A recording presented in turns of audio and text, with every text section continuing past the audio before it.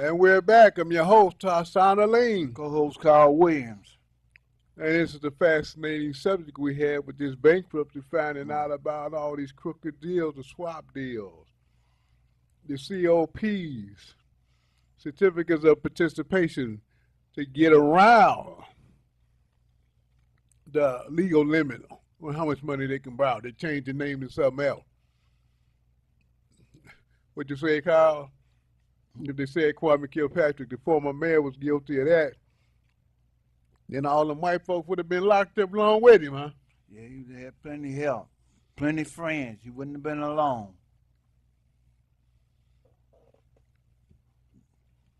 Now, Tyrone brought up something interesting, which was the emergency managers.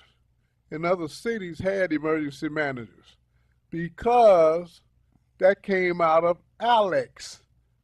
Alex was that program where all these state legislatures are part of it. And the Koch brothers, that's their creation, that's their organization, where they have given laws to these state legislatures or the Republican legislatures and governors, and they put it into law. Now, what's so interesting about it is it's a template. It's like one size fits all. It's the same law that they give to the various state legislatures across the country. And they're trying to get them passed so they can take over as elected officials. So I don't know if what everybody's constitution said, but that's why there were so many problems with the emergency manager law, because it's a one size fit all, and it wasn't specifically to the state of Michigan, and it was not designed by the Michigan legislatures. It was just given to them, and they signed their name and put it in like it was theirs. And so the parts that they violated the Michigan Constitution and where they attempted to amend the city charter, when they brought in an emergency manager, they don't say an emergency manager in the city's charter. So the state is amending the city charter illegally because they don't have that authority under the Michigan Constitution. But how do we know when we won't read the Michigan Constitution? Isn't that interesting, Carl? Yeah, it's simple when you understand. You can see exactly how they did it, and that's the only way you can challenge something after you see exactly how they did it and how they had continued violating the law while they were doing it. They're just like 436.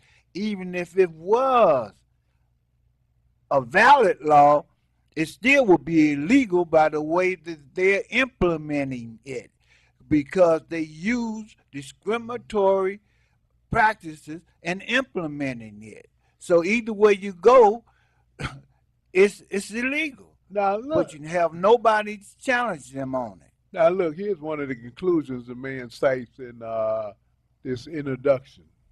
Detroit's bankruptcy is at its core a cash flow problem caused by inability to bring enough revenue to pay its bills, while emergency manager Kevin Orr has focused on cutting retiree benefits and reducing the city long-term debt liabilities to address the crisis. And analysis of the city's finances reveal that his efforts are inappropriate and in important ways, not rooted in fact. Mm-hmm. Now, this is the first time anybody ever said it publicly in a document that everybody can read. Detroit's bankruptcy was primarily caused by a severe decline in revenue and exacerbated by complicated Wall Street deals that put its ability to pay its expense at greater risk. To address the city's cash flow and to get it out of bankruptcy, the emergency manager should focus on increasing revenue and extricating the city from these toxic financial deals.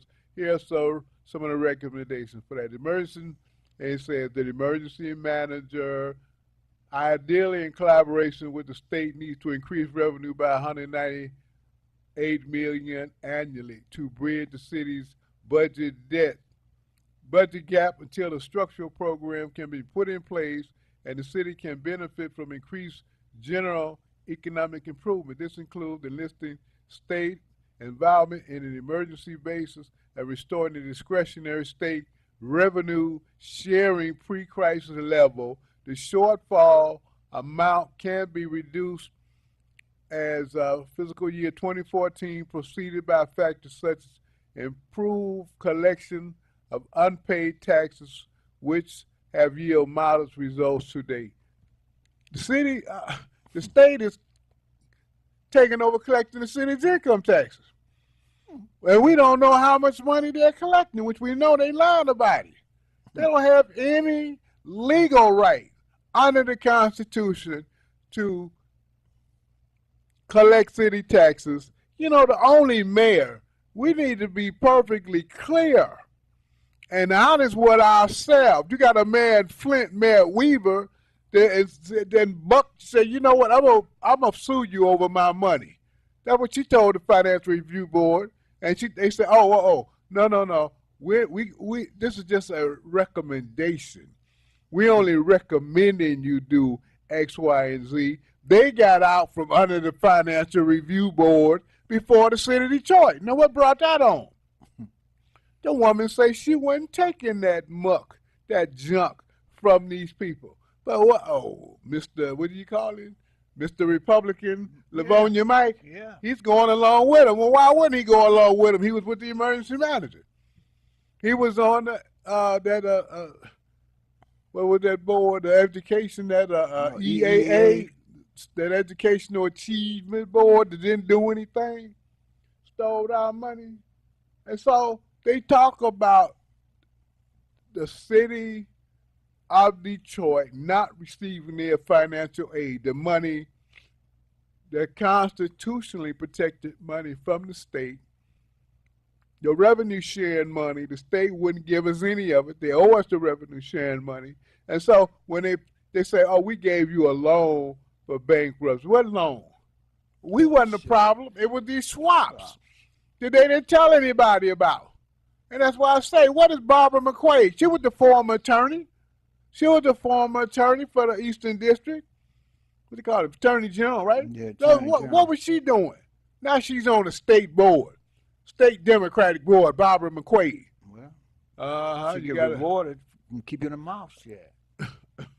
Keeping her eyes closed and her mouth shut. But she's one of the Republicans and the Democrat closed, right? That's right. Can't see a bunch of them. Too many of them. Oh, baby. Let's take some calls. Caller, you on the air? Caller, you on the air? Well, caller's back. Caller, you on the air? Yes, Sean, I had to call back to say this. There cannot be a multifaceted movement because there cannot be a black agenda because we divide in classes.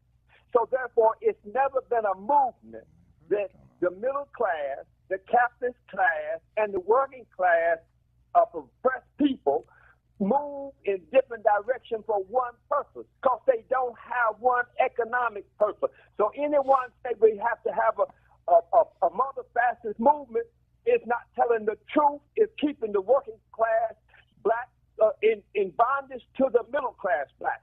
Of the marches in the 50s and 60s was a working class. Lloyd Wilkerson of the NAACP was going to court. He was not a part of that civil rights revolution. Neither was Whitney Young with the Urban League. So anyone talk about a multifaceted movement, they're talking about we don't break up in classes. They are part of the enemy. Okay, that's all I have to say. Oh, all right. Thank you. Caller, you on the air? Good morning, gentlemen. Good morning. How are you, Dee Dee? Okay. Guess Tyrone put down what I was going to say, but can they sue a class action lawsuit that does not have to be retirees off of that DeMoss report? Say that again.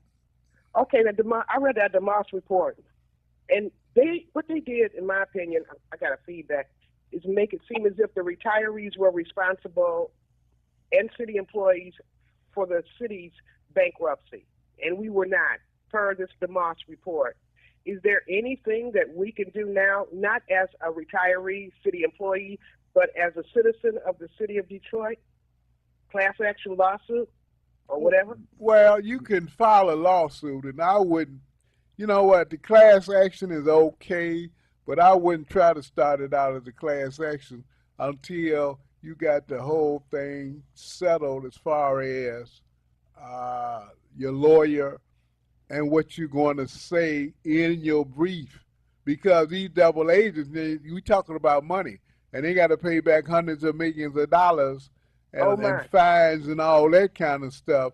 Yeah, I would want to file a lawsuit, but the problem is, see, people are saying, and I understand Tyrone's position on the lawsuits, but until people understand what happened, you don't have any support. They think everything was good. Oh, the city was broke. Oh, the city was broke. You know, you talking and that the retirees are responsible. Well, the retirees are not responsible, but nobody ever told us about the swaps, and they call those COPs certificates of participation. They were calling those pension obligation bonds. They would call them pension obligation bonds and pension certificates and all other things when you read about it. So is that when Kwame went to New York and they gave him all those awards? That's right. They gave him an award for being a chump. Then they put him in jail. See, here's something else. He really was a chump, wasn't he? Well, he didn't know. And this is the whole point. We got people up there that can't count to two. They can't find their way to the bathroom. They don't know what they're doing. And we elect these people over and over and over again, and we blame Janice Winfrey for it. You know, they were blamed, what was the woman's name? Jackie Curry. They said Jackie Curry was cheating. You looked up, and she got voted out. How come she couldn't protect her own self? How come Jackie Curry couldn't protect herself? It was a lie. You got to blame somebody. You see what the man says here in his report? They're blaming the pensioners and talking about the health care costs, and that was a national problem. I don't know who don't know that's a national problem. Now they keep saying the health care cost is going up nationally. They call it Obamacare. They blame him for it. No, they say, hey, we want that money. And here, the bankruptcy with this emergency manager that nobody knew about at the same time was being spread all over the country. And these people knew about it. The banks knew about it, the emergency manager, because the Koch brothers had put it into their legislation through the ALEC, that legislative council or whatever they had, that these Republicans one group were writing the law for all the states. Instead of the independent state legislatures writing their law, this one group. And the blacks would come back and say, oh, yeah, they do that kind of stuff. I've heard about that, all that old crazy stuff. They don't even understand what's going on. You could pick out your favorite senator, your favorite congressman up there in the state legislature, and they can't tell you nothing that happened. They don't know what's going on. It's time to get rid of them. And, you know, the only thing we got in our favor, they term limited. That's how they get out of there. We should have pushed them out a long time ago. Now they got their term limited, so they got to go. Thank you, gentlemen. Well, thank you. Bye-bye. Bye. You know, the other thing is here, it says, let me see, the emergency manager's plan to pay the swap termination fee outside of the bankruptcy process should be abandoned. Now, that's very important. Let me read that statement again. The emergency manager's plan to pay the swap termination fee outside of the bankruptcy process should be abandoned. The bank counterparty should be made to bear the consequences of the original swap transaction, and they should push to forego their projected profits. which that's the measure of the termination payment. They somehow in these swap agreements they didn't get what they were supposed to get when they pushed the interest rate down. So they call themselves coming with this termination. But here, they say the emergency manager, that's Kevin Orr. Kevin Orr planned to pay the swap termination fee outside of the bankruptcy process should be abandoned. We think they paid it through the bankruptcy. We think the bankruptcy judge, Stephen Orr, made the city, Stephen Rose, right? Yeah, Rose. Well, it might have been. He should have Stephen Orr, Rose Orr. They were working together. Yeah. I hear you. But we think that Stephen Rose, the bankruptcy judge, forced the city to make those payments. No, he didn't. And this is what the man is saying. Outside of the bankruptcy process. That's why they met in the room. They went with these other three or four federal judges that was helping him out to more or less force the people to. That was for public. That was for us to think they were above board and there was no shenanigans because they had these other judges. And that was so far from the truth, it's unbelievable. That was so far from the truth, it's unbelievable. Because one of them quit the bench. He said, I'm retiring. Yeah. And what was his name? Rosen. Judge Rosen and Judge Stephen Rose hooked up. Yeah. And they work for Jones Day. They part of the Jones Day organization through some kind of different name. But they all in there together because that's how much money they were making. So all of that was a conspiracy, a plan against the city of Detroit from day one. From day one to break the city of Detroit down, run black folks out, put us into bankruptcy, steal the pension money.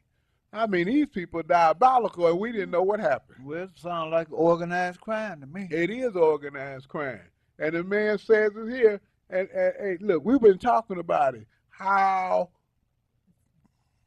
they did things outside of bankruptcy, and we thought it was part of bankruptcy. We thought this was what the judge ordered. No, they didn't. Now, when you start talking about that part of the lawsuit, you got some big money. Oh, yeah. Even with the pension. But if we don't know that's what took place, then what's going to happen? Nothing. Because that's all fraud. Nothing's going to happen because we don't even know what happened. Okay, we're down on time, but we're going to try to take these callers real quick. Caller, you go right ahead. You're on, caller.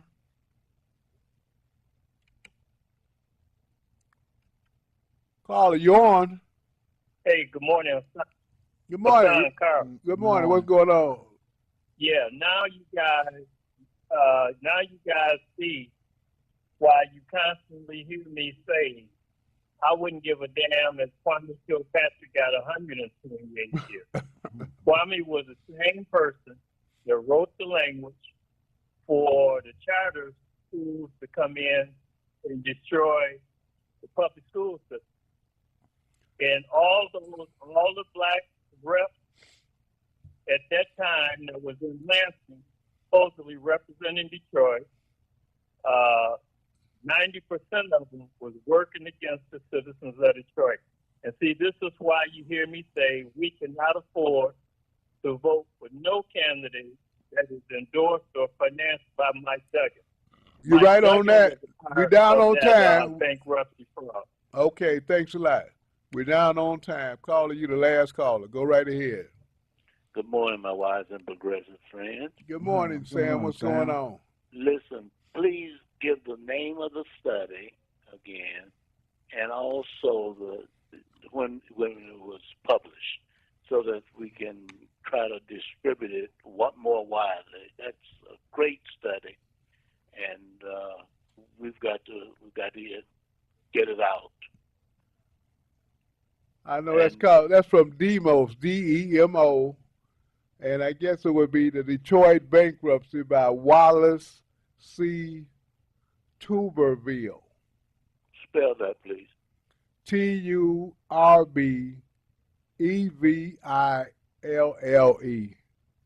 Tuberville. And let me say this.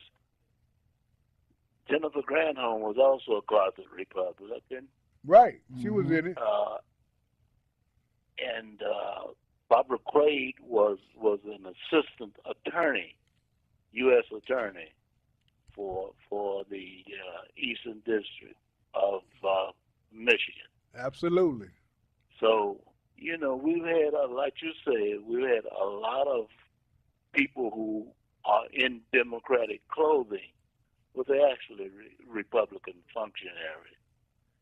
You gentlemen doing a good job, and have a blessed day. You too now. Sam.